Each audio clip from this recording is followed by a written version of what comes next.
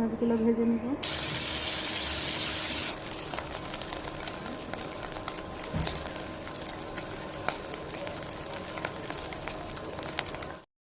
ডিমটা ভাজা হয়ে গেছে, পেঁয়াজটা দিয়ে দিয়েছি। এক চামচের বেশি রসুন বাটা দিয়ে, হাফ চামচ মরিচের গুঁড়া, হাফ চামচ হলুদের গুঁড়া, একটু টমেটো ভেজে নিই। শিং মাছগুলো দিয়ে দিয়েছি।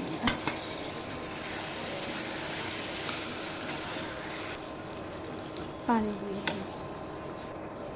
শিং মাছের ডিমগুলো ভেজে রাখছিলাম, দিয়ে দিই বিসমিল্লাহ। একটু জিরা গুঁড়া দিয়ে দিই।